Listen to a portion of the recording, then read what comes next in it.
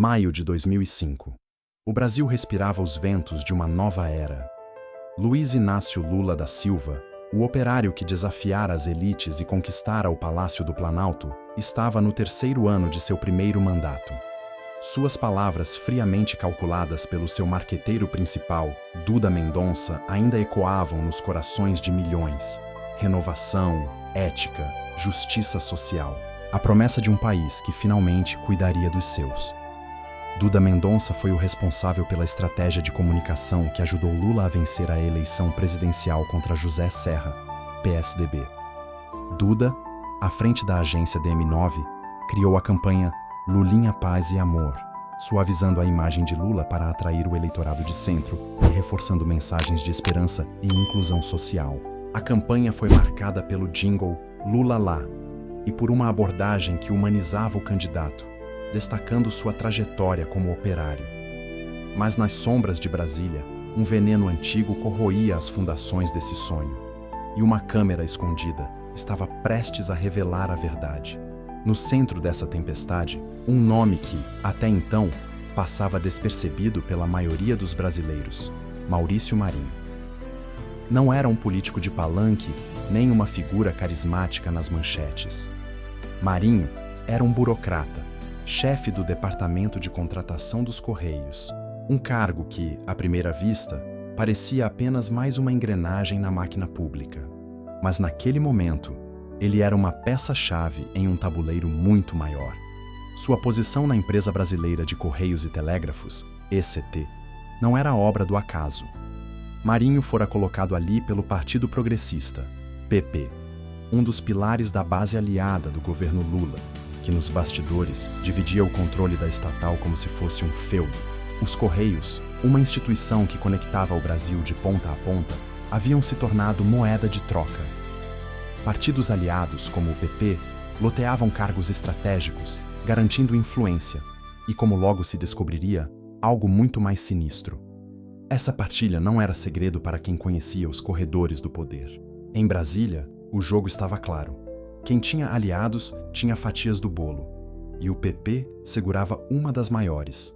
Mas todo castelo de cartas, por mais alto que seja, precisa de um sopro para desmoronar. E esse sopro veio de um lugar inesperado. Luiz Antônio Vedoan, um empresário envolto em seus próprios esquemas obscuros. Vedoan era peça central na chamada Máfia dos Sanguessugas, um esquema de superfaturamento na venda de ambulâncias que mais tarde chocaria o país. Mas em 2005, ele ainda operava nas sombras, navegando entre negócios e conchavos. Desconfiado de que o jogo dentro dos Correios estava mais sujo do que imaginava, Vedoan decidiu jogar suas próprias cartas. Armado com uma câmera escondida, ele preparou o palco para uma revelação que mudaria o Brasil. O resultado foi um vídeo que, até hoje, permanece gravado na memória de quem o assistiu. No dia 15 de maio de 2005, o programa Fantástico, da TV Globo, levou ao ar imagens que fizeram o país parar. Lá estava Maurício Marinho, sentado em seu escritório, recebendo um maço de dinheiro com a naturalidade de quem pega um café da manhã. Enquanto contava as notas, ele explicava com uma frieza desconcertante como o esquema funcionava. Aqui dentro, a gente tem que arrecadar para o partido, para o PP. É assim que a máquina gira. Essas palavras, ditas com a calma de quem descreve uma rotina, foram como um soco no estômago de milhões de brasileiros. O vídeo não era apenas a prova de um crime. Era a exposição crua de um sistema que, por trás das promessas de mudança, operava com os velhos vícios da corrupção. As manchetes do dia seguinte gritavam: "Escândalo nos Correios". Mas o que o Brasil via era apenas a ponta de um iceberg muito mais profundo. A bomba detonada pelo vídeo de Marinho precisava de alguém para amplificar suas chamas. E esse alguém era Roberto Jefferson, deputado federal pelo PTB do Rio de Janeiro. Jefferson não era um novato no jogo político. Pelo contrário, era um mestre nos bastidores, um articulador experiente que ajudava a manter a base aliada de Lula coesa. Mas, quando sentiu o cerco se fechar, com seu próprio partido sob escrutínio, ele decidiu que não cairia sozinho. E, ao abrir a boca, jogou lenha numa fogueira que já ardia. No dia 6 de junho de 2005, em uma entrevista explosiva à Folha de São Paulo, Jefferson lançou a acusação que paralisaria o país. O PT pagava uma mesada de R$30 mil a deputados da base aliada, dinheiro vivo, entregue em mãos, para garantir votos a favor do governo. R$30 mil por mês. Um suborno descarado, segundo ele, para comprar lealdade no Congresso. Essa revelação não era apenas um escândalo. Era a faísca que daria nome a uma das maiores crises políticas da história democrática do Brasil, o Mensalão. O que começou com um vídeo de propina nos Correios se transformava agora em uma denúncia de corrupção sistêmica que alcançava os mais altos escalões do poder. Mas, meu amigo, isso era só o começo. Aquele envelope nas mãos de Marinho, aquelas palavras de Jefferson, eram apenas as primeiras rachaduras em uma represa prestes a romper. O que viria depois, as investigações, as traições, as verdades e mentiras, revelaria um Brasil que muitos preferiam esquecer. Um Brasil onde a esperança de mudança enfrentava, cara a cara, a sombra do poder. O país ainda tentava digerir as imagens de um funcionário dos Correios contando propina com a naturalidade de quem folheia um jornal. Mas, nos corredores do Congresso, o ar estava pesado. Os sussurros entre deputados e assessores não eram mais sobre um caso isolado.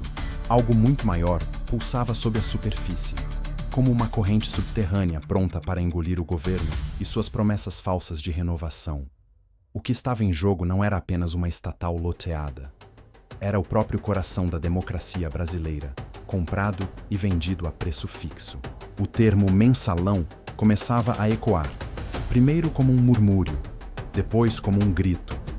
Não era apenas corrupção, era um sistema, frio, calculado, quase empresarial. Um esquema que transformava a lealdade política em mercadoria, com valores exatos. R$30 mil por mês, entregues em envelopes, malas ou encontros furtivos. Hotéis discretos, apartamentos funcionais, escritórios de fachada em Brasília e São Paulo. Esses eram os palcos onde a democracia era negociada. E o Brasil, que sonhava com um futuro mais justo, assistia, atônito, ao desmoronar de suas ilusões. No centro dessa engrenagem, um homem era apontado como o arquiteto. José Dirceu, ministro-chefe da Casa Civil. Dirceu não era um político qualquer. Braço direito de Luiz Inácio Lula da Silva, ele era o estrategista brilhante, o general que movia as peças no tabuleiro do poder. Para muitos, era o verdadeiro cérebro do governo, um líder carismático que já havia enfrentado exílios, mas agora, seu nome aparecia manchado. Diziam que ele era o maestro de uma orquestra clandestina, coordenando a distribuição de recursos, para garantir que deputados da base aliada votassem como o Planalto queria. Era ele, segundo as acusações, quem segurava as rédeas do mensalão. Mas como o dinheiro chegava aos parlamentares? Quem fazia a máquina girar? A resposta estava em Belo Horizonte, nas mãos de Marcos Valério, um empresário de comunicação que, à primeira vista, parecia apenas mais um publicitário bem-sucedido. Dono de agências como a SMPMB e a DNA Propaganda, Valério não era um simples prestador de serviços. Ele era o operador financeiro do esquema, o homem que transformava contratos públicos em rios de dinheiro. Através de empréstimos fraudulentos com bancos como o Rural e o BMG, e de contratos superfaturados com estatais como o Banco do Brasil, Valério levantava milhões. Esse dinheiro, que deveria servir ao país, era desviado para comprar votos, silenciar críticas e manter a base aliada alinhada.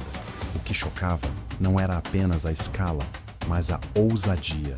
O mensalão não era um improviso, um deslize de políticos gananciosos. Era uma operação estruturada, com fluxos financeiros, intermediários e uma hierarquia clara. Cada deputado recebia sua cota, mês após mês, como se fosse um salário extra pela lealdade. E, enquanto o Brasil acompanhava o noticiário, tentando entender como tudo isso podia acontecer sob o nariz de um governo eleito com a bandeira da ética, uma pergunta pairava: até onde esse esquema alcançava? Quem mais sabia? E quem, no topo do poder, dava as ordens? Junho de 2005 marcou o início de uma nova era. O mensalão não era apenas um escândalo, era uma ferida aberta na alma do país.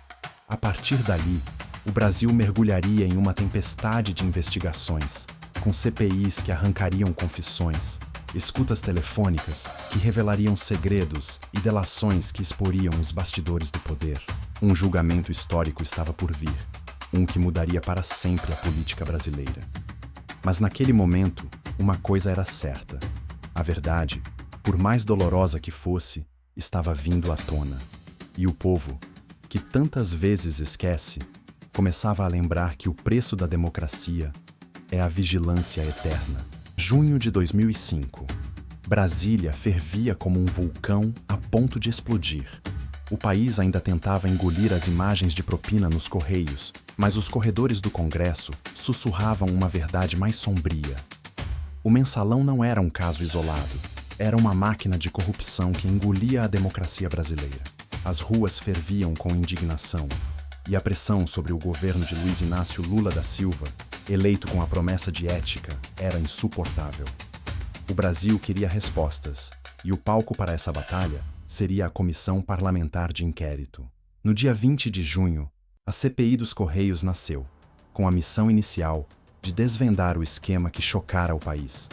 Mas o que parecia uma investigação sobre uma estatal logo se transformou em um raio-x de um sistema podre. PT, PP, PTB, PL e PMDB, pilares da base aliada de Lula, estavam na mira. Deputados como José Janene, do PP, e Valdemar Costa Neto, do PL, foram citados como beneficiários de mesadas de R$30 mil, pagas para garantir votos favoráveis ao governo. A CPI tornou-se o epicentro de um terremoto político, e cada depoimento era uma nova fissura na fachada do Planalto. No centro das atenções, Roberto Jefferson, o ex-aliado que virara carrasco, dominava a CPI. Com a precisão de quem conhecia os segredos de Brasília, ele apontou José Dirceu, o poderoso ministro-chefe da Casa Civil, como o cérebro do mensalão. Dirceu, que em 2002 ajudara a vender a imagem de Lula, paz e amor ao lado do marqueteiro Duda Mendonça, agora era acusado de orquestrar uma rede de subornos. Suas palavras, ditas com frieza, ecoavam como um trovão. O PT comprava lealdade, e Dirceu era o general dessa guerra.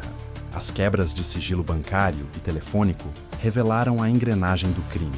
Mais de R$55 milhões foram movimentados pelas empresas de Marcos Valério, como a SMPIB e a DNA Propaganda, em contratos com estatais como o Banco do Brasil e os Correios. Grande parte desse dinheiro era sacada em espécie, maços de notas que viajavam em malas, entregues a deputados do PP, PTB, PL e até PMDB. Delúbio Soares, tesoureiro do PT, entrou na mira ao admitir repasses, que chamou de empréstimos. Mas as provas contavam outra história. R$32 milhões em empréstimos fraudulentos com o Banco Rural, articulados por Delúbio, financiavam a compra de votos, não dívidas de campanha. Nomes de peso caíam como dominós. Silvio Pereira, secretário do PT, foi ligado a contratos suspeitos de consultoria. Deputados como Pedro Correia, do PP, e Romeu Queiroz, do PTB, apareciam em listas de beneficiários. Cada revelação era um golpe na confiança do povo, que via o sonho de um Brasil novo desmoronar. A oposição, liderada por PSDB e DEM, farejava sangue e mirava Dirceu, o símbolo da força do governo. A pressão tornou-se insustentável. Em 16 de junho de 2005, Lula tomou uma decisão que abalou o Planalto. Dirceu foi exonerado. O general caía, mas ainda mantinha seu mandato de deputado, por enquanto. Em novembro de 2005, a Câmara, em uma votação tensa, cassou Dirceu por quebra de decoro parlamentar. Foram 293 votos a favor, 192 contra e 10 abstenções. A queda de Dirceu era mais do que política. Era o colapso de uma era. O governo Lula cambaleava, perdendo sustentação a cada manchete. O mensalão não era apenas um escândalo, era uma ferida que expunha as fragilidades da democracia. E enquanto o Brasil assistia à CPI, uma pergunta ecoava: quem mais sabia? Até onde isso ia? A CPI dos Correios era só o começo. Delações, escutas e um julgamento histórico estavam por vir. Mas naquele momento, o povo, que tantas vezes esquece, aprendia uma lição amarga. A democracia exige olhos abertos. Sempre. Agosto de 2012. O Brasil parou, como se o tempo tivesse sido suspenso. 7 anos após o escândalo que incendiou Brasília, o Supremo Tribunal Federal abria as cortinas para o maior julgamento de sua história. O mensalão, que desviara 55 milhões de reais para comprar deputados com mesadas de 30 mil reais, agora enfrentava o veredicto final. Não eram mais vídeos escondidos ou CPIs barulhentas. Era a hora da justiça, ou do que o Brasil esperava dela. Com 38 réus, 50 mil páginas de provas e uma nação grudada na TV Justiça, o julgamento do século começava a reescrever a política brasileira. O STF, com 10 ministros, tornou-se um campo de batalha. Joaquim Barbosa, o relator, era um procurador indicado por Lula em 2003, mas sua postura implacável o transformou em carrasco do PT. Ricardo Lewandowski, também nomeado por Lula em 2006, adotava uma linha mais cautelosa, questionando provas e dividindo a corte. 7 dos 10 ministros, Barbosa, Lewandowski, Carmen Lúcia, Carlos Aires Brito e Dias Toffoli, todos de Lula, além de Rosa Weber e Luiz Fux, de Dilma, foram indicados por governos petistas. Mas, como dizia Marco Aurélio Melo, nomeado por Collor, a toga não agradece favores. Completavam a corte Gilmar Mendes, de FHC, e Celso de Mello, de Sarney, cada um trazendo décadas de experiência como procuradores, juízes ou professores. Os réus eram gigantes do poder. José Dirceu, ex-ministro da Casa Civil, era acusado de ser o cérebro do esquema, que usava 32 milhões de reais em empréstimos fraudulentos do Banco Rural, articulados por Delúbio Soares. José Genuíno, ex-presidente do PT, via seu idealismo manchado. Delúbio, o tesoureiro, enfrentava a culpa por fazer o dinheiro girar. Marcos Valério, o publicitário que movimentara 55 milhões por suas agências SMPNB e DNA Propaganda, era o operador financeiro. Roberto Jefferson, delator e réu, pagava por sua própria fatia. Eles representavam PT, PP, PTB, PL e PMDB, partidos que juntos formavam a base aliada de Lula. A acusação era devastadora. Entre 2003 e 2005, o PT comprou votos no Congresso com recursos públicos lavados por Valério. Os crimes, corrupção ativa e passiva, peculato, lavagem de dinheiro, formação de quadrilha, gestão fraudulenta, pesavam como uma sentença antecipada. Ao longo de 53 sessões, os ministros votaram, divididos. Barbosa liderou a condenação de 25 réus, com placares como 8-2 para corrupção ativa, Dirceu, Delúbio, e 6-4 para formação de quadrilha, onde Lewandowski, Toffoli, Marco Aurélio e, às vezes, Gilmar Mendes divergiam.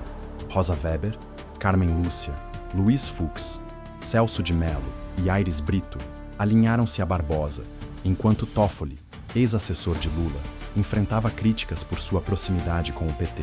As penas chocaram o país. Marcos Valério, 40 anos e 2 meses, mais 3 milhões de reais em multas.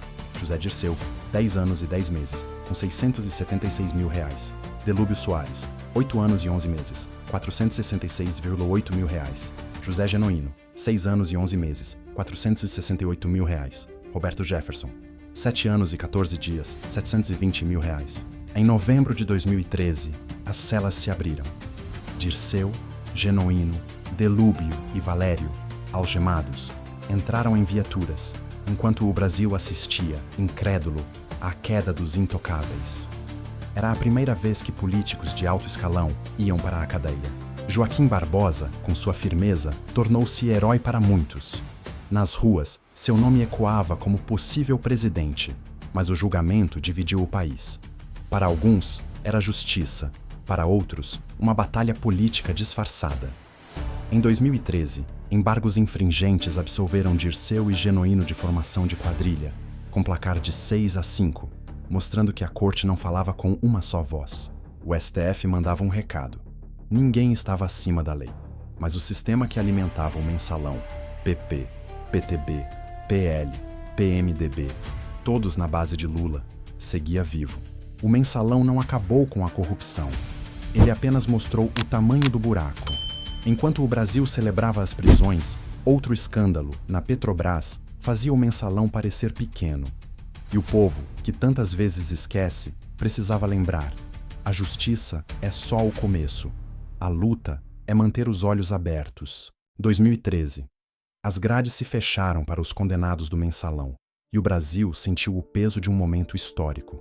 O Supremo, liderado por Joaquim Barbosa, um procurador indicado por Lula, condenara 25 réus, incluindo José Dirceu e Marcos Valério, por desviar 55 milhões de reais e pagar mesadas de 30 mil reais a deputados de PT, PP, PTB, PL e PMDB. Mas nas ruas e nos palácios, uma verdade amarga emergia. O mensalão não era o fim. Era o estopim de uma crise que racharia o sistema político brasileiro para sempre. Das cinzas daquele escândalo, nasceriam traições, novos esquemas e uma tempestade que mudaria o país. O PT, no olho do furacão, tentou se reerguer. Apesar do desgaste, Lula, com a campanha de João Santana em 2006, venceu a reeleição contra Geraldo Alckmin, capitalizando sua popularidade. Santana, que substituiu Duda Mendonça após o escândalo, vendeu a continuidade do Bolsa Família, enquanto o mensalão era abafado. Em 2010, Dilma Rousseff, escolhida por Lula, chegou ao Planalto. Mas o preço foi alto. O partido, que prometera ética, carregava a mancha dos 32 milhões de reais em empréstimos fraudulentos articulados por Delúbio Soares. O sonho de um Brasil novo desbotava, e o PT pagava com rachas internos. José Dirceu, o estrategista que em 2002 trabalhara com Duda Mendonça para eleger Lula, foi escanteado. Condenado a quase 11 anos, perdeu seu espaço no partido. Delúbio Soares e José Genuíno, pilares do PT, tornaram-se sombras de um passado que ninguém queria lembrar. A traição interna era silenciosa, mas cortante. O partido se reinventava, sacrificando seus heróis para sobreviver. Enquanto isso, Roberto Jefferson, do PTB, condenado a 7 anos, voltou em 2016 como figura da nova direita. Durante o impeachment de Dilma, articulou nos bastidores, posando como combatente da corrupção. Uma ironia para quem recebera propina. O mensalão virou arma política.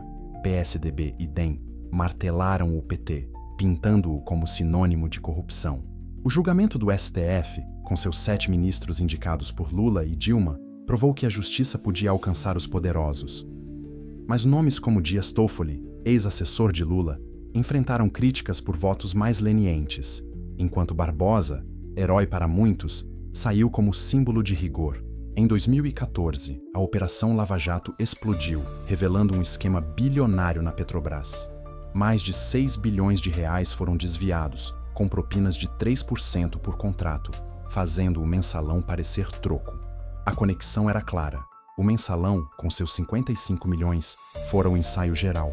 PT, PP, PMDB, os mesmos partidos, repetiam o roteiro, usando estatais como caixas automáticos para comprar poder. O mensalão mostrou como o sistema premiava a lealdade com dinheiro. Hoje, os nomes mudaram, mas a prática segue, com novas embalagens e acordos. Em Brasília, o ditado é lei. Os personagens trocam de lugar. O roteiro é sempre o mesmo. E o povo? O povo assiste, indignado, mas muitas vezes esquece.